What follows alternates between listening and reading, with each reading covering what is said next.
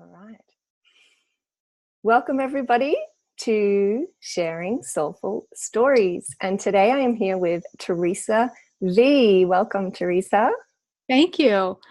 So, Theresa is a visionary, love warrior, and a fierce stand for peace who has been facilitating deeply healing work for over 15 years. She empowers people to stand in the power of who they really are so that they can stand in their purpose with ease and grace. Theresa works with the people who feel that they should have attended Xavier's School for Gifted Youngsters before being sent out into the real world to introduce them to their sensitive strengths and help guide them in using these superpowers.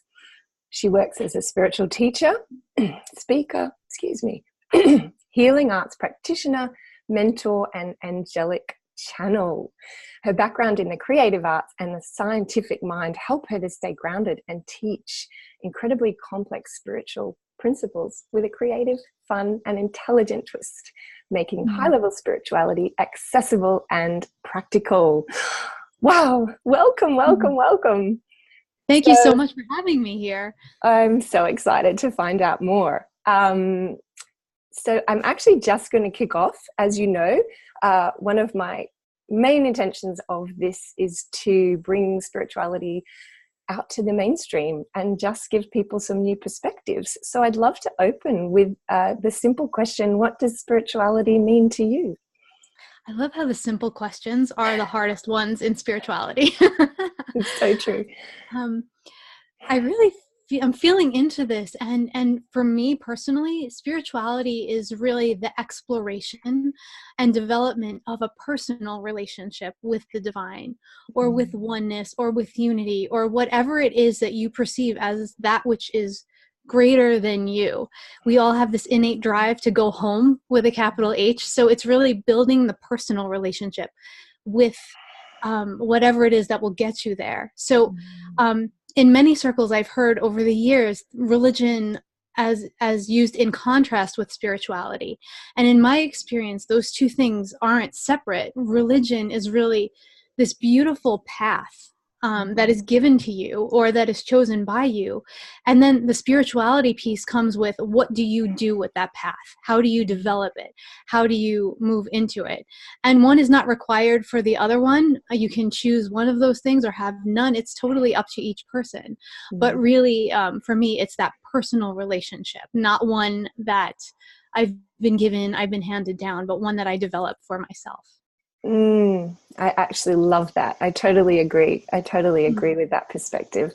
And I'd love to hear more. So what has your journey into that looked like? Your journey to this personal relationship with the divine? Oh boy. I don't really even know where to start the story. So I'll just start it where I was a very young child, probably around 3. And I wouldn't go to sleep for years and years. And so my poor parents had to be in the room. And as soon as they left, I would wake up and scream. And I was deathly afraid. And it turned out I was seeing things that they couldn't see, that couldn't be explained. So they just kept telling me and trying to reassure me that my mind is playing tricks on me.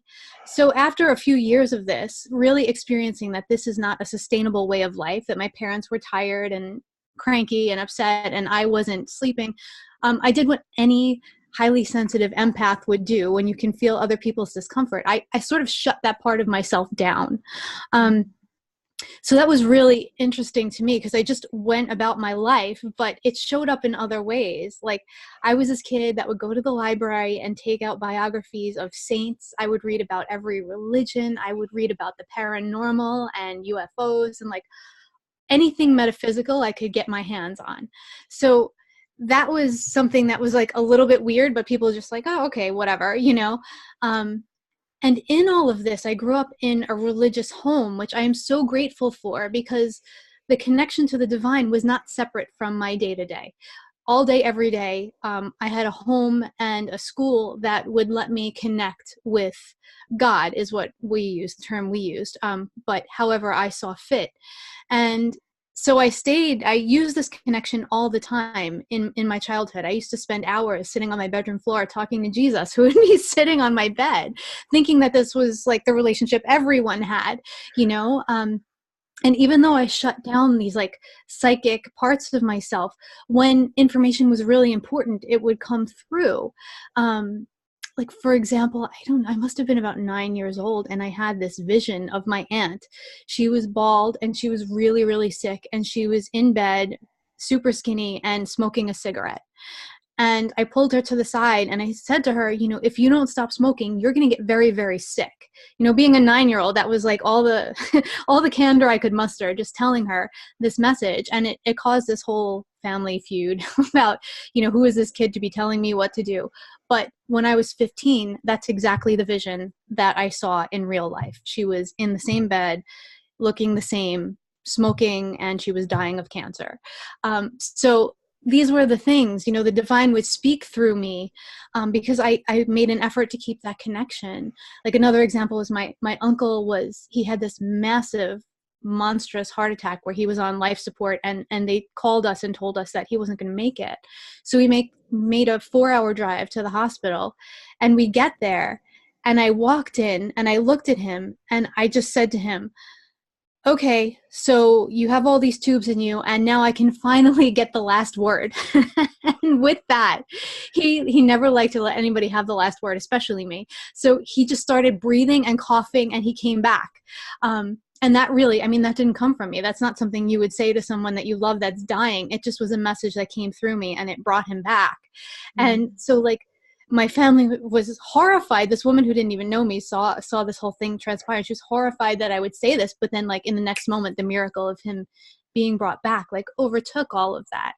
So, you know, this is sort of how things went for years. And my teachers saw this in me. My teachers saw this spiritual connection. And, you know, when I was in 8th grade, they gave me, I worked all year to get the science award because I was a very academically focused child. And I worked and worked and worked, and I was in competition with this other girl all year. And then it came time for the awards, and my science teacher pulled me to the side and he said, well, you earned the award, but I can't give it to you because you already been nominated for the religion award and for the physical education award. So the science award has to go to somebody else. And I was like devastated, but my teachers saw it, you know? And the same in high school. I was nominated for things, and I never found out who did it, but I was always nominated for carrying the religious message, carrying the spiritual message to other people. So that's kind of how all of this started. But then I got into my early 20s, and you asked, I think you had told me a little bit before this that you were looking for some hiccups in the journey.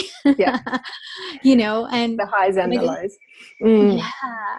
So when I got into my early 20s, I had this breakup, a relationship breakup that was just devastating to me, because I think all highly sensitive, empathetic people are over caretakers. So we tend to seek out the people who need us to take care of them.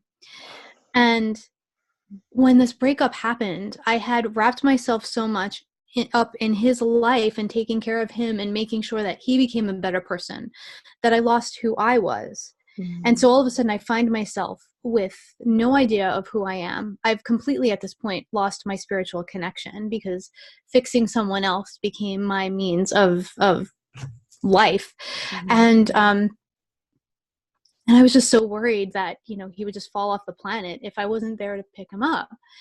And so this was a beautiful soul agreement that I had made to put me back on my path, because I couldn't eat, I couldn't sleep. I weighed like nothing. I had no drive for life.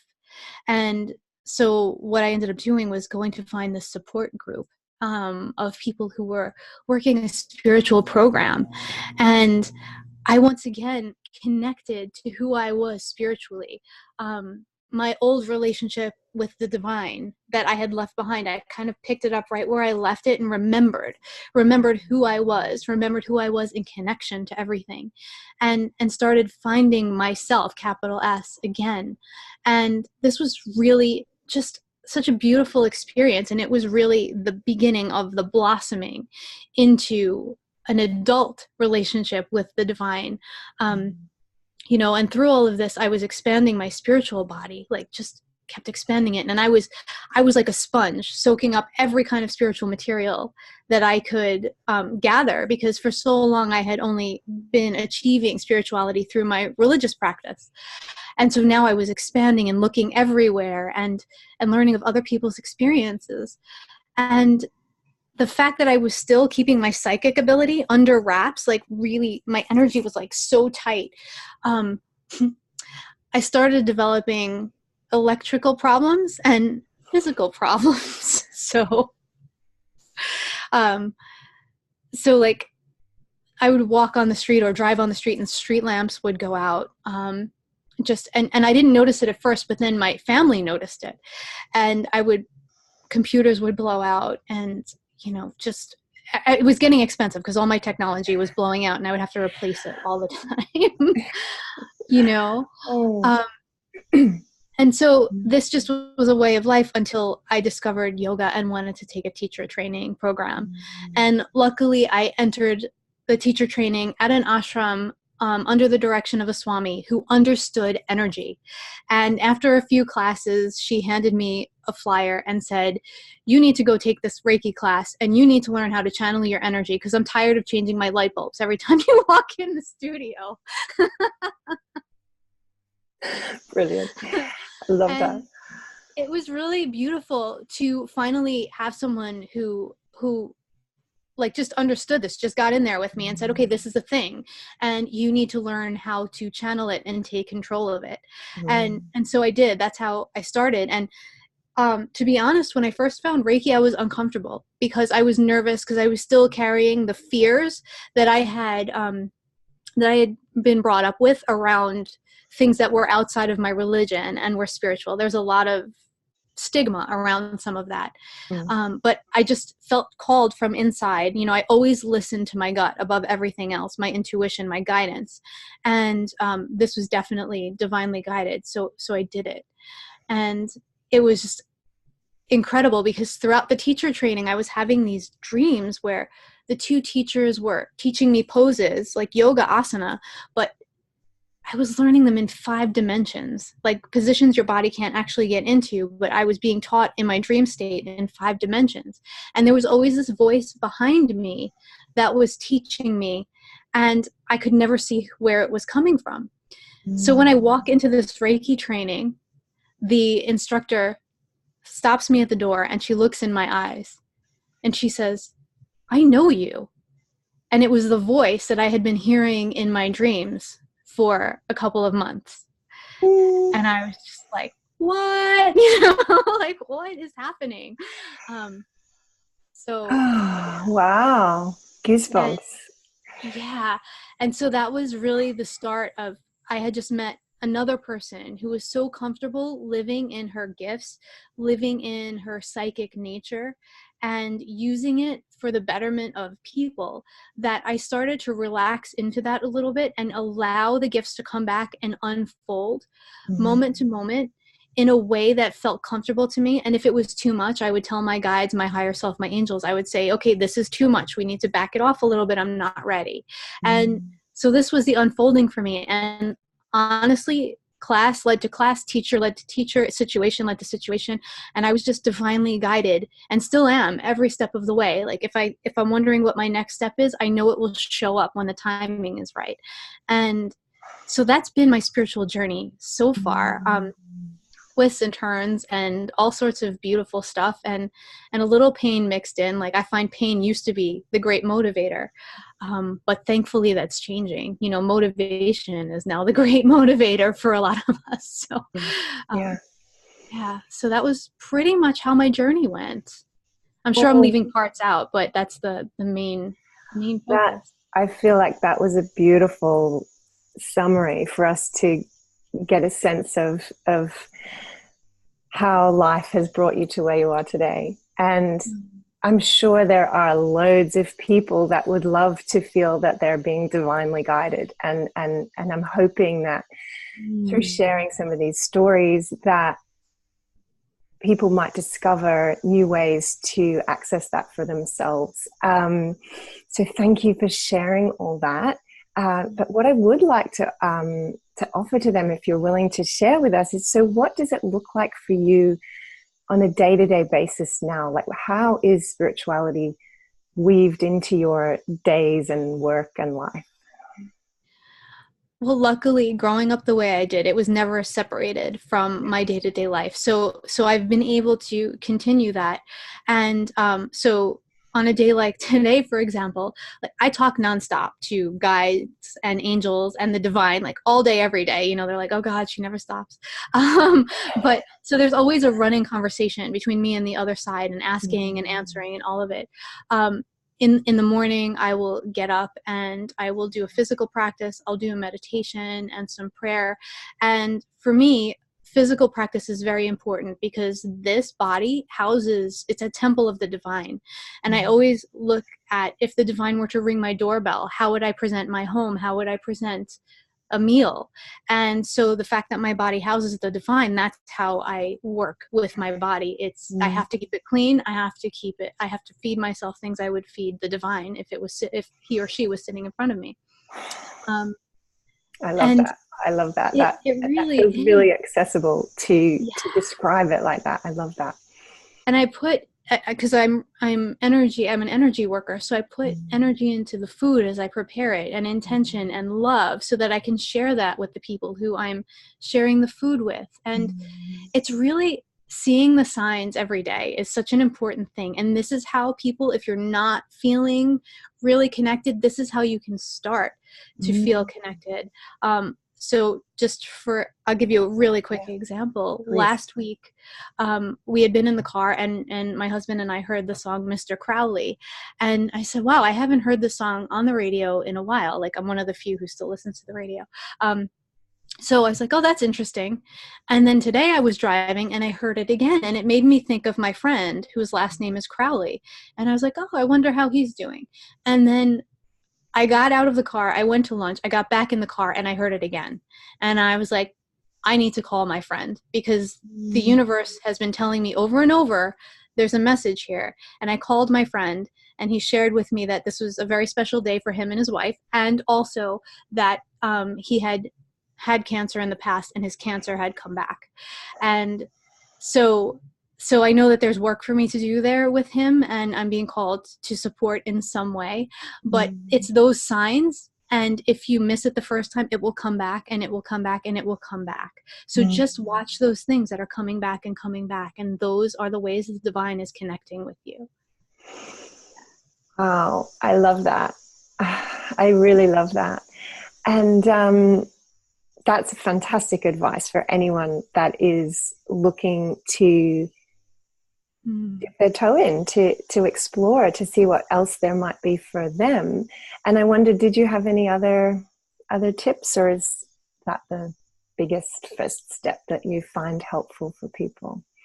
That's a big first step, but if you feel called, know that you're being called by the divine and by your higher self to deepen your relationship. So a lot of us feel the call, and then we wonder, and then the unworthiness kicks in, and who am I to talk directly to this person or this being or whatever.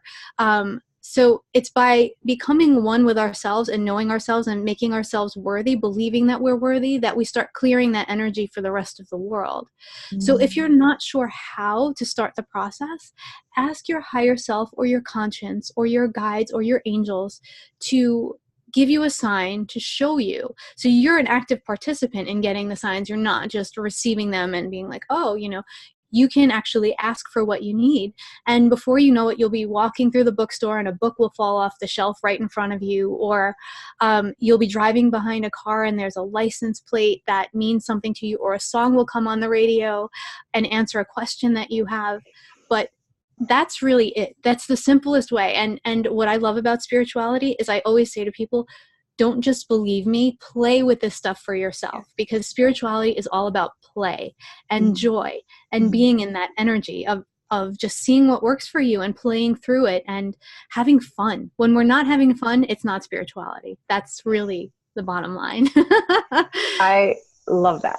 I love that. And this is fun for me, having conversations about spirituality. I'm like, I love this.